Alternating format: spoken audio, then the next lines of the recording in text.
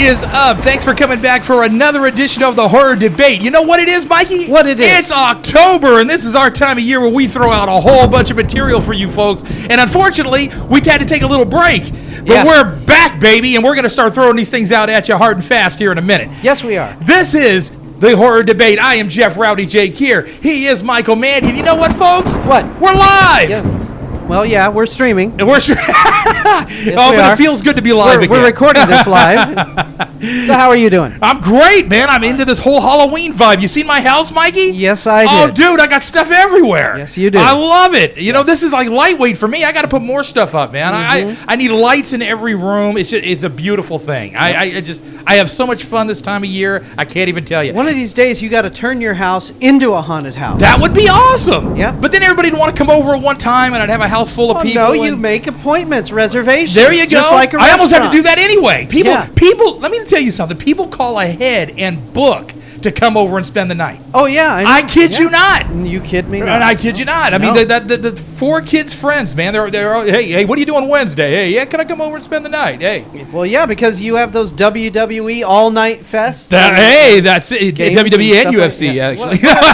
and UFC. That's right. And STP. STP.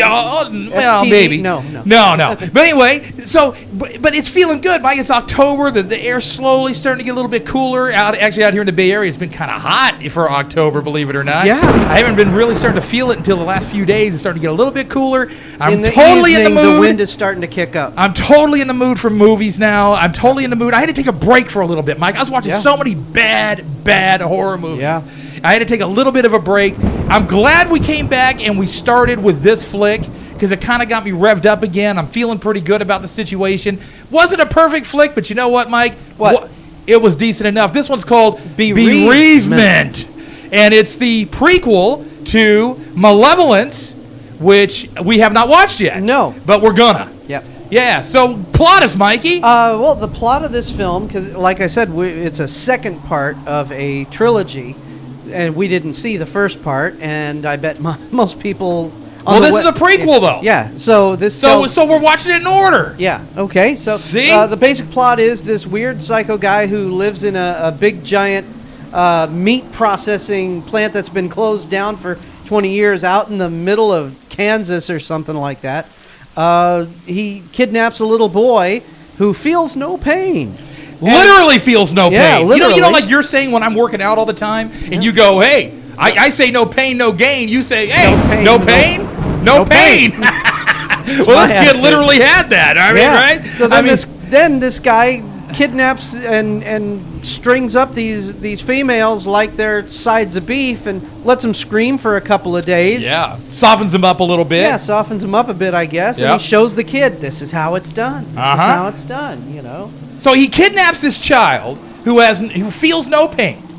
He is training him because he's young enough. He's starting to train him to be the kind of his evil sidekick. Yeah. In you know, like little mini me, you know, in going out and kidnapping these ladies, stringing them up, and then eventually murdering them. And he is kind of showing the kid how to do everything, right? And getting him used to the blood. And the title Bereavement comes from he feels sorry for the cattle that he killed. Yeah, well, so he's taking it out on the girls. It's a weird vibe, man.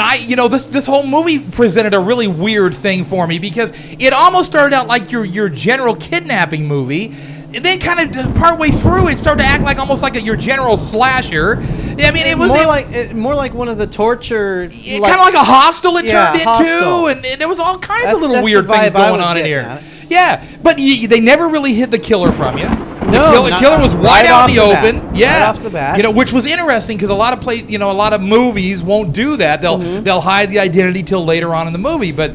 Dude, they didn't care. They said, "Hey, here's the dude that's doing it all." And this dude was just weird. I mean, he looked like a normal guy. I mean, it's not like he had a disfigured face or weird. Well, it was disfigured enough.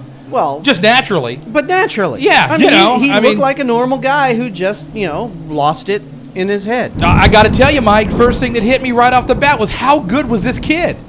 How good was the kid actor? I mean, he was pretty effective. He had these little beady eyes. He had striking eyes. Striking eyes. His eyes were freaky. Evil. His I eyes mean, were he freaky. looked evil. They must have done some digitals, whatever it is, to his eyes, because they were freaky. Man, you know, what if that kid came to your door and trick-or-treat? You'd hand him the whole box of candy and take off, right? I mean, oh my God. So it was nice to see Michael Biehn in a movie again. No kidding. Yeah. Reese from the Terminator. Yeah, So yeah. that was nice seeing him. You made a Terminator reference like partway through the movie, Well, and then it finally partway dawned at on the me. beginning of the then movie. it dawned on me. Oh, that's the guy. That's yeah. why he said that. The movie starts out with this chick, Alexandra Daddario. Oh, let me tell you. Boy, I tell you, the best part of that movie was her left one and her right one. Oh, they should have their own credits. They should. Oh, I mean, the way she was popping out of that T-shirt, are you kidding me? And the best thing he did was he locked her up in a cold freezer. Oh. It's like, the director oh, was you having could tell fun it was with this. cold, Mike. I mean, it was freezing. The director did that on purpose, guys. You think? Yeah. Yeah. So, Anyway, sorry, back to the so kids. anyways, Yeah, Michael Biehn. The movie starts out. Michael Biehn, yeah. The movie starts out where she's standing in a cornfield with all these suitcases, and Michael Biehn comes driving up, and he holds his hand out, and that's right there when I said, "Come with me if you want to live." Come with me if you want to freaking live. You gotta love it. The plot is her parents lived in Chicago with her, and they died. Yeah. And so now she's living with her uncle and his family. Yeah. And his family is just basically a 10-year-old girl. Yeah. So, and his wife. Well, you brought up an interesting point, Mike, did? during the movie that I actually thought about for a little while. I think it was you that said, how many places, I mean, did the directors just kind of stumble across this place first? Like the old place out in the middle of nowhere with the broken windows, the old meat factory, right? Right, all closed down, and it's a great-looking building. It looked haunted, it Yeah. looked ugly, right? And did they fall across this place and go, hey, man, we got to make a movie based around this? Or did they actually scout the location out and go, Or check this, did they write it first and then Yeah. say, now we got to drive across the country and see what fits? Well, and I told you, I said, man, I've seen all kinds of places looking like this, man, like up in the Grass Valley area, the real rural areas, I mean, it's pretty common, but you're right, the setting was really cool. Yeah, that was a But cool it always seemed like the smokestack. chick, the jogger chick, Alexandria, is that her name? Yeah, Alexandra Daddario. So it always seemed like she would stop right there in front of the creepiest joint on the road because she saw the sees kid. a little kid looking out. But even so, I mean, the last second time she stopped there, she was just jogging, and she stops because she's sobbing right in front of the joint. I mean, if you're going to stop in front of a joint, that ain't the place you're going to stop. Yeah. Right? Well, the other thing is, she meets a boy, a teenage boy. He's got a nice Mustang. And he even says, "Oh, I live 3 miles away." And she was with him for the car, Mike. Of course. We're neighbors. So obviously they're saying this is a small town. Yeah. Well, obviously. And everybody knows everybody, right? But Uh-huh. nobody freaks out the fact that a different hot teenager goes missing every week. Right. Come on. And yet, I'm going out jogging. Okay, fine. Very Hello. implausible throughout this entire movie. I had the feeling of, this is very implausible, and also the feeling of, man, how many stupid decisions can you make in like 10 minutes? Yeah. That he kept hitting me going, man, I love horror movies that you can just, you feel like this could actually go down. We were acting like the dude in Scream. Don't run up the stairs. She runs up the stairs. Yeah. Don't point behind, killer's behind you. Point so your boyfriend can turn and get it in the face. Anything that she could do to prolong the killer's life, she did. I'm surprised she didn't bust out a first aid kit and start helping the dude, right? I mean, she was supposed to be stabbing him. I'm surprised she didn't set him up in a hospital bed. Wait till you're better, chase me again. You know what I mean? Don't move. It was driving me nuts. Yeah, keep pressure on the wound. I mean, you'll be able to chase me in a few minutes. So, and there's all kinds of little inconsistencies and weirdness and things that really kind of took me out of the story because this story was actually really good at the beginning because I thought this is going to be very realistic, very gritty, very nasty, ugly kind of movie. That's what I was looking forward to. Actually, and it was. Some of the kills were kind of gritty and ugly, but your sense of belief suddenly went out the window when. I mean, she's got the opportunity to hammer this dude, right? Stab him 15,000 times. Yeah. She hits him twice. Yeah. I'm sorry. And lets him walk out the room. Okay, if someone kidnaps you and strings you up for a day or two and you get out, get out. You don't go further into the house and then start screaming that you can't find the door. Right. And let me tell you right now, if you watch this movie, whether you have kids or not, you're going to want to murder a small blonde girl by the time this movie's over, okay? I would have smacked her so hard my handprint still would have been on her chin, okay? I kid you not, okay? But little girls Can like you want to see my cartwheel? No, I want to go see you jump in that well, honey. Go, quickly. But that's the thing. Little girls are irritating like that when they're excited. Oh, my God. My little girl was never, ever that annoying. Ever. I mean, oh my God! She was on the screen for 10 seconds. I wanted to kill her. Okay, but that's beside the point. So like I said, the movie had me part way, but then all of a sudden, all this implausible stuff started going on, and I couldn't take it anymore. Actually, what I liked about this film was actually a lot of the camera angles, the camera movement, and the music. I thought the music was really standing out and effective. I told you were buying the soundtrack to this, Mikey. I told you. Except the final credit. The final song. The final song. We were making up our own rap. We were. That was bad. It's like someone called up Enya, Yeah. That was. I said if I had to listen to that for 10 more minutes, I was going to die. Okay. I mean, it was bad news. I was going to kill myself right then and there. But the music during the movie was pretty. It was effective. Absolutely. With the cellos and stuff. It was. It wasn't so out of the way that it stuck out, but it just added to the what you saw on the screen, and that's what it's supposed to do, is support what's happening on the screen. It did that. It did that great. Mike, I bought this movie sight unseen. I literally walked into the store. I saw the cover. The cover struck me. It's one of those that just kind of stood out, and I said, you know what? I got to check this out. Because it looked gritty. It looked nasty, right? And some of the kills were gritty and nasty. And I'm not totally disappointed. There was a lot of blood in this movie. A lot of blood. A lot of good stabbings. No pieces, parts. Well, a little bit, just in the freezer. There were pieces, parts all over the freezer. But they were wrapped in cellophane. Yeah, we weren't. As far as I didn't see anything. Oh, there was a couple of pieces, parts when dude gets his, but that was later on. But yeah. But you know what I'm saying. I mean, it was a pretty effective flick. It's just it opened up lots of questions. It opened up lots of what ifs and whys, and and it's kind of like, I don't know. What about that sheet?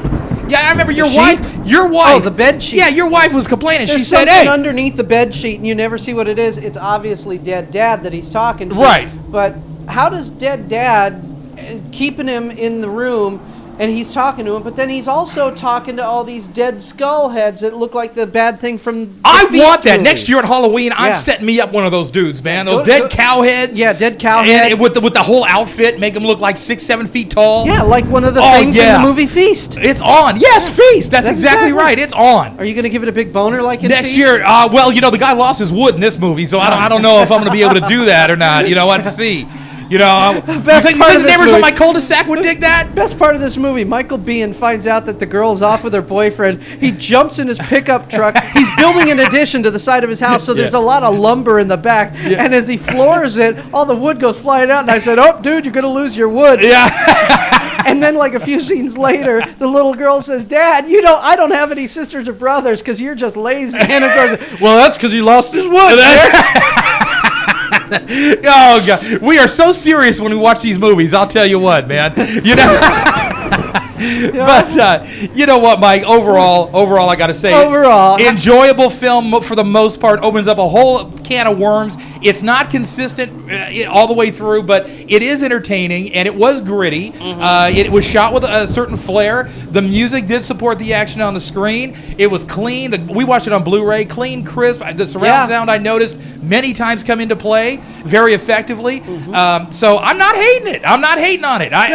But it's not a 4-star. It's a 3-star. Yeah. It's a 3-star. If it wasn't for Alexandria's left and right, it would be a 2-star. They win Best Actor awards, by the way. I think the left one was a little perkier, but they win Best Actress awards on this one. But I'll tell you what, it was good to see Michael Biehn. The kid was effective. He was cool. He was creepy. I mean, I don't know what to tell you. I just think that overall. It's something. It's a package that you're going to probably dig. I like the boyfriend's Mustang. That was a nice car.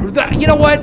Yeah, that's why she was with him. That's what I said. Right. She saw the car. Chicks dig the car. I'm telling you. I've been there, done that. I know this. Okay. Isn't it amazing though? Even though a car is 40 years old, it still is a hot-looking car. Absolutely. That just goes to tell you. Too bad the driver was dumb as a freaking stump, huh? Yeah, I mean, I think Concrete had more personality than this guy. He was a teenager. Give him a break. He was horrible. I did like his dad though, who had attitude deluxe. I loved that. I mean, that guy was funny. Yeah. Where are you from? Chicago. I hate Chicago.